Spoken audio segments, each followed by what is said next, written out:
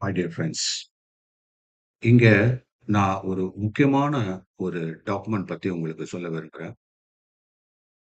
என்ட்ட இன்டராக்ட் பண்றப்போ, அதாவது மெட்டல் ப்ரீ ட்ரீட்மென்ட் கெமிக்கலா இருந்தாலும் சரி, இல்ல ஆ பெயிண்ட் ஃபார்முலேஷனா இருந்தாலும் சரி, எல்லா கிளையன்ட்டுமே "சார் ஃபார்முலா குடுங்க, ஃபார்முலா குடுங்க" அப்படித்தான் சொல்லுவாங்க.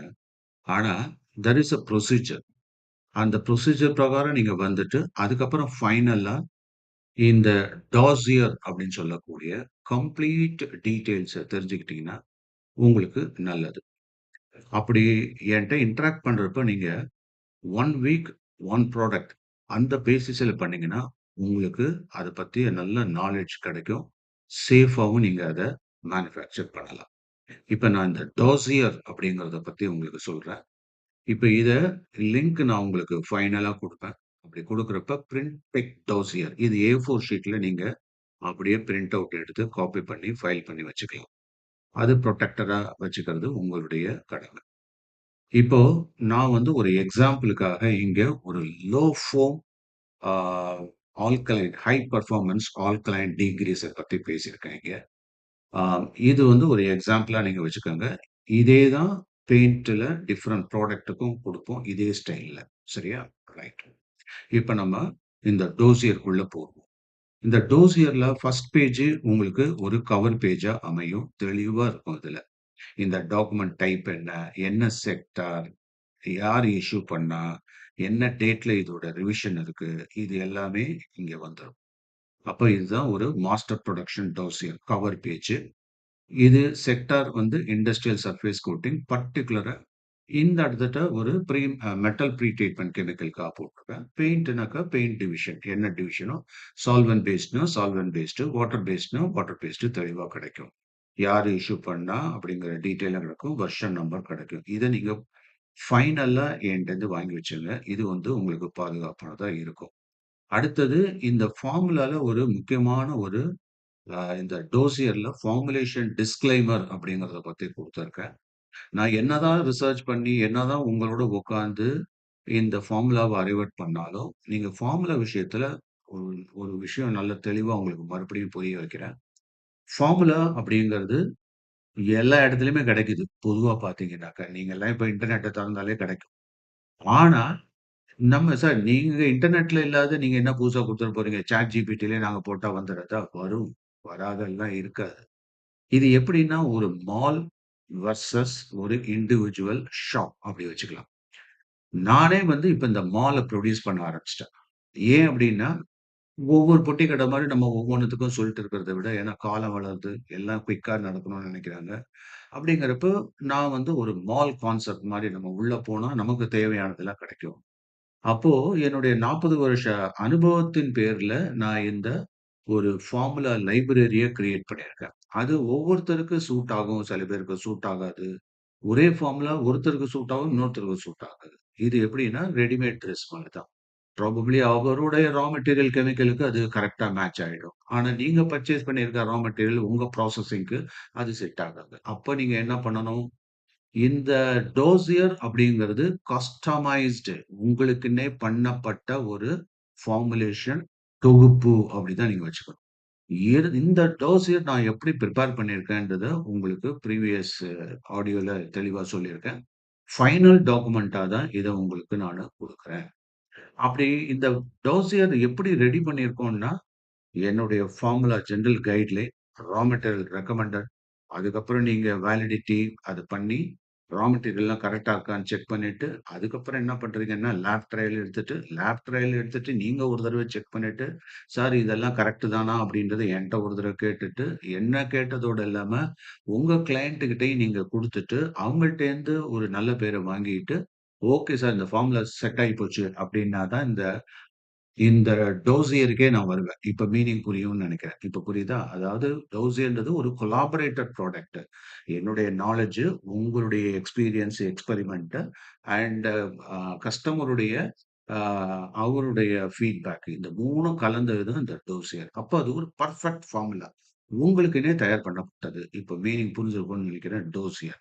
இந்த டோசியர்ல என்னென்ன இருக்கும் அப்படின்னு பார்த்தீங்கன்னா ஆ இதுல வந்து நானு இந்த இதெல்லாம் டிஸ்க்ளைமர்லாம் சொல்லியிருக்கேன் இல்லையா? இது வந்து லீகலா இது ஒர்க் அவுட் ஆகணும் அப்படின்றதுக்காக தான் சொல்லியிருக்கேன். இப்போ ஃபார்முலா, ஒரு பர்ட்டிகுலர் ஃபார்முலா. இப்போ இதுல என்ன பண்ணியிருக்கேன்னாக்கா, அ மாஸ்டர் ஃபார்முலேஷன் கார்ட் அப்படின்னு ஒண்ணு குடுத்துட்டு, அதுல இந்த மாஸ்டர் ஃபார்முலாவ நானு அரைவ் பண்றேன். இதுல என்ன இருக்கும்? ஸோ நம்மளுடைய டோசியர்ல ஃபர்ஸ்ட்டு வந்து என்னது? ஃபார்முலா. Formula card. இந்த formula card, master formulation card இதுதான்.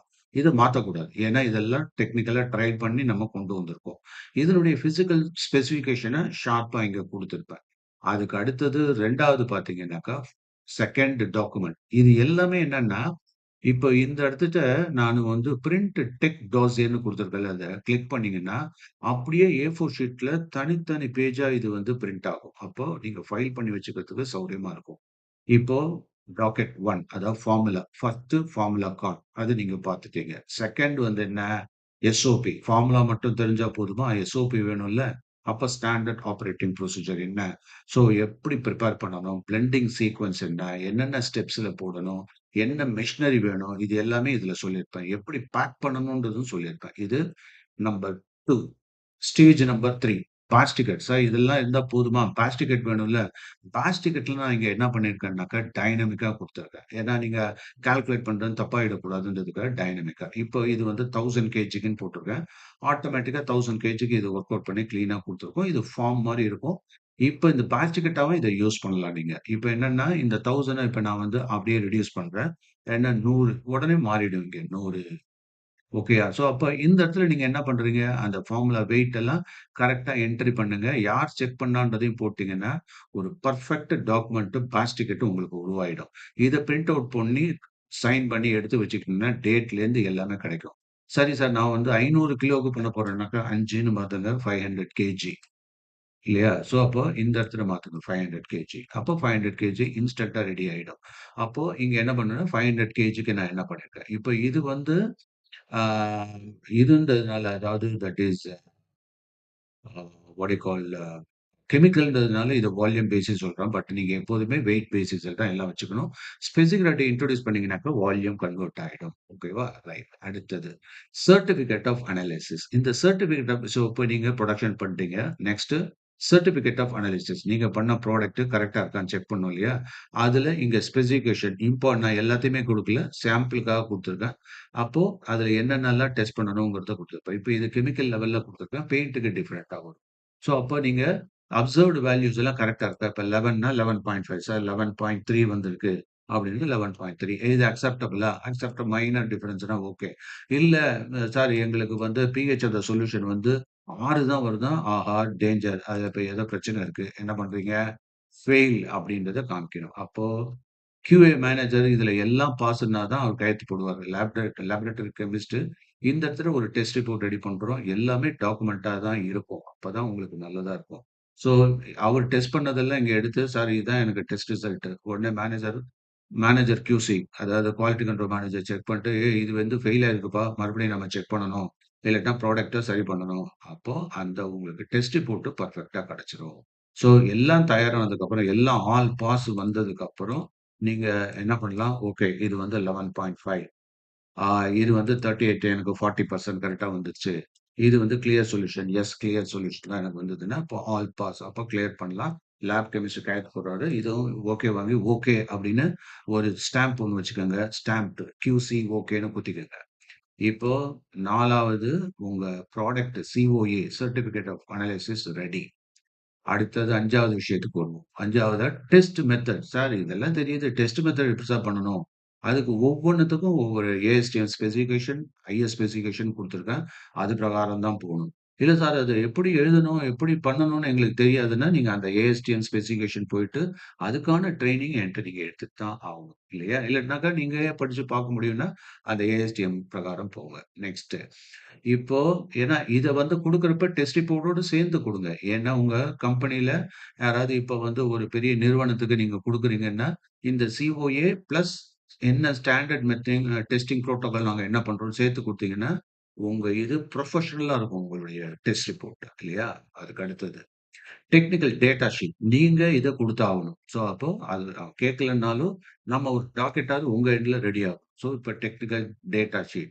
இப்ப நான் ப்ராசஸிங் லெவல்ல இது குடுத்துருக்கேன். உங்களுக்கு ப்ராசஸிங் அப்ளிகேஷன் ஸ்ப்ரே லெவல்ல, டிப் லெவல்ல, பிரஷிங் லெவல்ல என்னென்னலாம் பண்ணணும்? அதுக்கான ட்ரபிள் ஷூட் கைடும் சேர்த்தே குடுத்துருக்கேன். ஸோ, அப்ப அது ரொம்ப யூஸ்ஃபுல்லா இருக்கும். அடுத்தது ஆ இத நீங்க கஸ்டமர்ட்டயும் இன்டராக்ட் பண்ணலாம். ஏன்னா, அவங்க யூஸ் பண்றப்போ அந்த ட்ரபிள் ஷூட் எப்படி பண்றதுன்னு தெரியும். ஸோ 7வது டாக்குமெண்ட் நீங்க என்ன குடுத்தாகணும்னா, MSDS அதாவது மெட்டீரியல் சேஃப்டி டேட்டா ஷீட். அப்போ உங்க மெட்டீரியல வாங்கி ஸ்டோர் பண்றாங்கன்னா, அத பாதுகாப்பா இருக்கணும்னா, நாம எப்படி ஸ்டோர் பண்ணணும்? சப்போஸ் ஏதாவது கையில கால்ல கொட்டிக்கிட்டாங்க, கண்ல கொட்டிக்கிட்டாங்கன்னா என்ன பண்ணணும்? அப்படி குடுக்குற டேட்டா ஷீட் பேர் தான் மெட்டீரியல் சேஃப்டி டேட்டா ஷீட்டு. அத நீங்க தெளிவா குடுத்தாகணும்.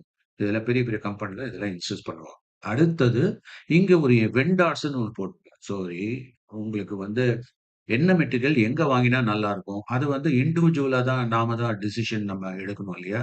ஸோ, அப்ப அவங்க மெட்டீரியல் நல்லாருக்கு. இவங்க இப்ப பாருங்க ஒரே கெமிக்கல், ஒரே ஃபார்முலா ஆனா டிஃபரெண்ட் டிஃபரெண்ட் சப்ளையர்ஸ் மூலியமா போறப்போ டிஃபரெண்ட் ப்ராப்பர்ட்டி வருங்கிறதுனால, இந்த டோசியர் தனிப்பட்ட முறையில கஸ்டமைஸ்டா உங்களுக்குன்னு தனியா வந்து சேரும். அப்போ இப்போ ஒரு ரா மெட்டீரியல் இருக்குன்னு வச்சுக்கோங்களேன். இப்போ வந்து அக்ரிலிக் எமல்ஷன் பெயிண்ட் ஆ செவி சார் ஒண்ணு பண்றாரு, விநாயகம் ஒருத்தர் பண்றாரு, கிருஷ்ணன் ஒருத்தர் பண்றாரு, முருகன் ஒருத்தர் பண்றாரு.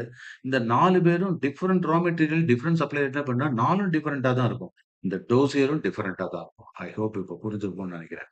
ஸோ இந்த டோசியர தான் நான் ரொம்ப ரொம்ப கவனமா ஒவ்வொருத்தருக்கும் தனிப்பட்ட முறையில இத கஸ்டமைஸ்டா குடுக்குறேன். அத பாதுகாப்பா வச்சுக்க வேண்டியது உங்க பொறுப்பு. ஸோ, அப்ப இந்த இடத்துட்ட சப்ளையர் நேம்ல நம்ம மென்ஷன் பண்ணியிருப்போம். கான்டாக்ட் பெர்சன் மென்ஷன் பண்ணியிருப்போம். ஃபோன். அப்ப இந்த டாக்குமெண்ட் இருந்ததுன்னா, நிம்மதியா இருக்கலாம். ஒண்ணும் பிரச்சனையே இல்ல. இது இது இருந்ததுனாலே போதும். அப்போ நம்ம மெட்டீரியல் நம்ம பண்ணணும் அப்டின்னா, இந்த ரா மெட்டீரியல் யாரு? எங்க இருக்கு? எந்த சப்ளையர்? இது எல்லா டீட்டெயிலும் இங்க வந்துரும். ஸோ, அதுதான் approved raw material supplier list. அப்ப நான் உங்களுக்கு என்ன உதவி பண்றேன்? வெண்டார் டெவலப்மென்ட்க்கும் நான் உங்களுக்கு உதவி பண்ணியிருக்கேன். ஸோ இது வந்து ஒரு கம்ப்ளீட் சொல்யூஷன் தான் நான் சொல்லுவேன். அதுக்கு அடுத்தது காஸ்டிங். இந்த காஸ்டிங் வந்து என்னன்னா, ப்ராடக்ட் காஸ்டிங். அதாவது நீங்க பிரைஸ் எனக்கு குடுத்துருவீங்க இல்லையா? ஃபார் எக்ஸாம்பிள் மெட்டாசிலிகேட் இங்கேயே பண்ணலாம் நீங்க. ஸோ உங்களுக்கு குடுத்த அந்த டைனமிக் டேபிள் இதெல்லாம், இங்க நீங்க என்டர் பண்ணாலே ஆட்டோமேட்டிக்கா காஸ்ட் ஒர்க் அவுட் ஆகும். ஸோ அப்போ, "சார் நான் வந்து ரூ. 45க்கு வாங்குறேன் சார் மெட்டாசிலிகேட்." ஓகே உடனே மாறிடும் அது. அப்புறம் சோடா ஆஷ் வந்து ஒரு ரூ. 10க்கு வாங்குறேன் சார் வந்தாச்சு. அதுக்கு அடுத்தது சார் எஸ்டிபிபி எனக்கு வந்து நான் ரூ. 150 சொல்றாங்க. ஸோ ரூ. 150 ரெடி. அதுக்கு அடுத்தது எஸ்எல்எஸ் பவுடர் வந்து எனக்கு நான் ரூ. 60 கிடைக்குது சார். ஓகே. ஆல்ஃபாக்ஸ் வந்து எனக்கு வந்து ரூ. 180 சொல்றாங்க சார். ஓகே. சோடியம் குளுக்கோனேட் வந்து எனக்கு வந்து ரூ. 220 சொல்றாங்க சார். ஓகே. சிலிகேட் பவுடர் வந்து ரூ. 60 கிடைக்குது சார். ஓகே. ஓகே. இதெல்லாம் போட்டாக்கா இப்போ உங்க காஸ்டிங் ரெடி ஆயிடுச்சு. இப்ப புரியுதா? நான் என்ன பண்றேன், உங்க மேனுஃபேக்சரிங் ஓவர் ஹெட்டையும் 10% சேர்த்து போட்டு 58 பிளஸ் 5 அதாவது ரூ. 63க்கு எக்ஸ் ஃபேக்டரி உங்க ரா மெட்டீரியல் உங்க ப்ராடக்ட் ரெடி. அதுக்கப்புறம் உங்க ப்ராஃபிட்லாம் வச்சுக்க வேண்டியது. இப்ப புரியுதா? ஸோ, அப்போ ஒரு காஸ்டிங்கும் இங்க ரெடி ஆயிடுது. ஓகேவா? ஸோ, இப்போ இதுல மொத்தம் 9 டாக்குமெண்ட் கொண்டு வந்திருக்கேன். All in one. இத தான் நான் என்ன சொல்றேன், டோசியர். இந்த டோசியர் நான் எப்ப தரப்போறேன்? ப்ரொசீஜரா என்ட்ட வந்து கவசம் அந்த கெமிஸ்ட்ரிய நல்லா கத்துக்கங்க. ஒர்க் ஷீட் போடுறது எப்படின்றது ஃபார்முலா டீட்டெயிலா எப்படி போடுறதுன்றத கத்துக்கங்க. அதுக்கப்புறம் இந்த ட்ரெய்னிங்ல இந்த கவசம் ட்ரெய்னிங்லாம் இதிலயே வந்துருது. அதுதான் நான் ஏற்கனவே சொல்லியிருக்கேன். வீக்லி ட்ரெய்னிங்க நல்ல விதமா அட்டெண்ட் பண்ணுங்க. ஸோ, இப்ப ட்ரெய்னிங்னா என்ட்ட பேசி தான் எல்லா இதையும் பண்ணணும்லாம் அவசியம் இல்ல. டைம் இல்லன்னா, நான் சொல்ற விஷயத்தையாவது நல்லா புரிஞ்சுக்கங்க. அதுக்கப்புறம் இண்டிவிஜுவலா ஒரு மீட்டிங் ஆர்கனைஸ் பண்ணிட்டு, அது பிரகாரம் வாங்க. ஸோ, மீட்டிங் வந்து நான் எப்படி பண்றேன்றத புரிஞ்சுக்கங்க. எவ்ரி சாட்டர்டே காமனா இருக்கும். அண்ட் மண்டே டூ ஃப்ரைடே ஆ இண்டிவிஜுவலா இருக்கும். அதுவும் மார்னிங்ல 10:30 மணிக்கு ஆரம்பிச்சு 1:30 மணி வரையிலும் மீட்டிங் ஸ்லாட்ஸ் எல்லாம் என்னுடைய ஐபிஏ உங்களுக்கு இன்டராக்ட் பண்றாங்க. அவங்க எதுவும் ஏனோ தானோலாம் பண்ணல. ரொம்ப சிஸ்டமேட்டிக்கா, சின்சியரா எடுத்து பண்றோம். இத நீங்க தான் நல்ல விதமா யூஸ் பண்ணிக்கணும். Thank you.